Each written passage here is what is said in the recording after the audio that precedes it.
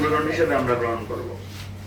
আমি যেটা বলছিলাম মান্না ভাই, যে আমরা আন্দোলন হিসেবে গ্রহণ না করে আমরা তখন নির্বাচনের ভিতরে ঢুকে গিয়েছিলাম এবং আসন ভাগাভাগি, মনোনয়ন ফর্ম বিক্রির এই বিরাট নির্বাচনী যজ্ঞে আমরা আমাদের ইনভলভ হয়ে গিয়েছিলাম এবং জনগণ মনে হয় যেন ভোটের দিকে চলে যাচ্ছে, আন্দোলন আর নাই।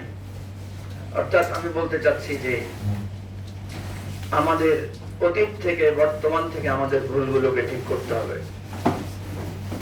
আপনারা জানেন যে সরকার পরিবর্তনের পথ দুইটা, একটা নির্বাচন অথবা গণ আন্দোলন, গণ অভ্যুত্থান।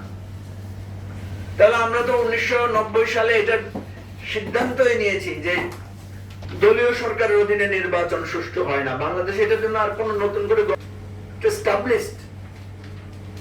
বিএনপি আমলে আওয়ামী লীগ জিতে নাই, এরশাদের আমলে বিএনপি আওয়ামী লীগ কেউ জিতে নাই, আওয়ামী লীগের আমলে বিএনপি সহ কেউ জিতে নাই, জিতবে না, এটাই শেষ কথা, এটার পরে ফুল স্টপ। সুতরাং আমাদের কাছে পথ খোলা আছে আন্দোলন। আমি যদি আন্দোলনও না করি তাহলে কি হবে? তাহলে আমাদের জন্য পথ যদি খোলা থাকে, আমরা নির্বাচনে যাব না আন্দোলনে যাব, আর নির্বাচন করে আবার যদি আন্দোলন না করি তাহলে যা পাওয়ার সেটাই তো আমরা পাবো এবং সেটাই তো পেয়েছি। সুতরাং তাই পথ খোলা, সেটা হচ্ছে আন্দোলন। আর আন্দোলন অতীত ইতিহাস 52, 62, 69 সব স্মৃতি আমাদের এখানে আছে। মান্না ভাইরা সংগ্রাম করেছেন, আন্দোলন করেছেন, নেতৃত্ব দিয়েছেন। আন্দোলনে দুটা জিনিস লাগে, একটা হচ্ছে জনগণের সমর্থন আর একটা হচ্ছে কৌশলগত সিদ্ধান্ত। জনগণ আমাদের আন্দোলনে যে সমর্থন দিচ্ছে এটা তো আর কোনো সন্দেহ নেই, এটা বারবার প্রমাণিত হয়েছে। জনগণকে রাজপথে নামানোর জন্য আর কৌশলগত পদক্ষেপ নেওয়ার জন্য আমি মনে করি যে একক নেতৃত্ব যদি আমাদের কাজ না করে, কারণ একক নেতৃত্বে আমরা গত 10 বছর 15 বছর ধরে আন্দোলন করেছি, লাভ হয় নাই, তাহলে আমাদেরকে একটা যৌথ নেতৃত্ব, কমান্ড কাউন্সিল তৈরি করতে হবে। তারা প্রকাশ্য হতে পারে, তারা অপ্রকাশ্য হতে পারে, তারা পেছন থেকেও কাজ করতে পারে, তারা আমাদের আন্দোলনের কৌশল কর্মসূচি নির্ধারণ করবে। সব দল আমরা একসাথে হইতেও পারি, নাও হইতে পারি।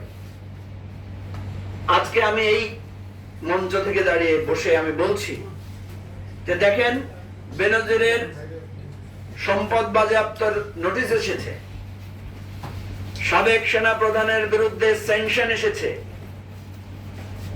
একজন রাজনীতিবিদ ভারতে গিয়ে তাকে নৃশংসভাবে হত্যা করা হয়েছে। এটাকে একটা বিচ্ছিন্ন ঘটনা দেখলে হবে না, আরো কতবার এরকম হত্যা হয়েছে আমরা হয়তো জানি না, এটা প্রকাশ হয় না।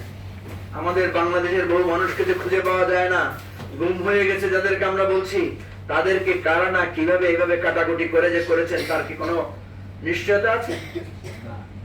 সুতরাং আজকে যদি আমরা বেনজির এবং সেই সাবেক সেনা প্রধানকে গ্রেফতারের জন্য আমরা যদি আজকে সমন্বিত একটা আন্দোলনের কর্মসূচি দিতাম, বাংলাদেশের সব মানুষ এটাকে সমর্থন করত। তাহলে আজকে ঐক্যবদ্ধ হওয়ার দরকার কি? আমি দাদার সাথে এই আলোচনাটা করছিলাম যে আপনারা কোন একটা জায়গা থেকে এই ঘোষণাটা দেন যে আগামী শনিবার যেই যেই দল আছে সবাই যার যার সামর্থ্য নিয়ে, যে দল দলগতভাবে আসবে সে দলগতভাবে আসবে, যে জোটগতভাবে আসবে সে জোটগতভাবে আসবে, আমরা সবাই রাজপথে থাকবো।